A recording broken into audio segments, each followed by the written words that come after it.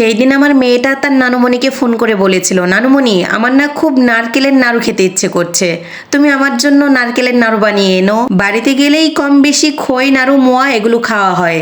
আমার মা যদিও একটু কম পারেন, তবে আমার শাশুড়ি মা এগুলো বানানোর ক্ষেত্রে খুবই এক্সপার্ট। তবে আমার মায়ের নাতনি মানে আমার মেয়েটা যদি আমার মায়ের কাছে কোনো একটা কিছু খাওয়ার আবদার করে, তাহলে আমার মা যেভাবেই হোক সেটা তৈরি করে দেয়। সেই সকাল থেকে নাকি নাড়ু পিঠা এগুলো বানাতে মা বসে পড়েছিল। আব্বু আসবে তাই আব্বুর কাছে এই ব্যাগ ভরে কত কিছু পাঠিয়ে দিয়েছে। মা বাসায় আসলে তাও আমি মাকে জোর করে বেশ কয়েকদিন বাসায় রেখে দেই, তবে আব্বু আসলে এক বেলার বেশি থাকতে চায় না। আমাদের বাড়ির গাছে দুইটা বড় বড় পেঁপে ধরেছিল, একটা পেঁপে পাখি খেয়ে ফেলেছে, আর একটা পেঁপের অর্ধেকটা মা আর আব্বু খেয়েছে, আর বাকি অর্ধেকটা আমার জন্য ফ্রিজে রেখে দিয়েছিল। আজকে সেটা নিয়ে এসেছে। মানহা যেহেতু গরুর দুধটা খেতে পছন্দ করে, তাই বাড়ি থেকে আব্বু আসুক মা আসুক বা আমার শ্বশুর শাশুড়ি যেই আসুক না কেন, সাথে করে অল্প করে হলেও গরুর দুধ নিয়ে আসেন।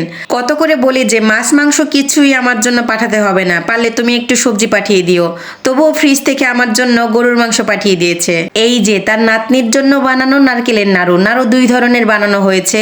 তার নাতনি খাবে বলে একটু নরম করে বানানো হয়েছে, সেটাতে একটু মুড়ি গুঁড়ো করে মিশিয়ে দেওয়া হয়েছে, আর আমাদের জন্য আলাদা করে আবার শুধু গুড় দিয়ে বানানো হয়েছে। মা আগের মতো এখন কিছুই বানাতে পারে না, আগে অনেক কিছু বানাতো। দেখতাম ঈদের আগে খই নাড়ু মোয়া, তিলের নাড়ু, চিরার নাড়ু, আরো কত রকমের নাড়ু বানানো হতো।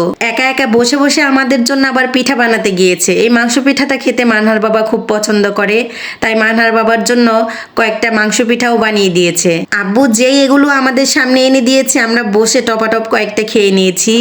আমি তো অনেকগুলো নাড়ু খেয়েছি। বাড়িতে মোটামুটি সব ধরনের গাছই আছে, নারকেল গাছও আছে, কিন্তু নারকেল পেড়ে সেগুলো প্রসেস করাটা একটু ঝামেলা। নারকেল পেড়ে খোসা ছাড়িয়ে নারকেল কুড়িয়ে তারপর নাড়ু তৈরি করতে হয়। এটা করতে কিন্তু অনেকটা কষ্টসাধ্য ব্যাপার। তবুও যে মা এগুলো ধৈর্য নিয়ে তৈরি করেছে, আমি হলে তো একটুও পারতাম না। যাই হোক, আব্বু যেহেতু এসেছে একবেলার জন্য এখানে থাকবে, একবেলা বললে ভুল হবে, আব্বু 2 থেকে আড়াই ঘন্টার বেশি এখানে মোটেও স্টে করবে না। আমার আব্বু যে কোনো ধরনের মাছ খেতে খুব পছন্দ করে। ভাত মাছ আমার আব্বুর খুব প্রিয় খাবার।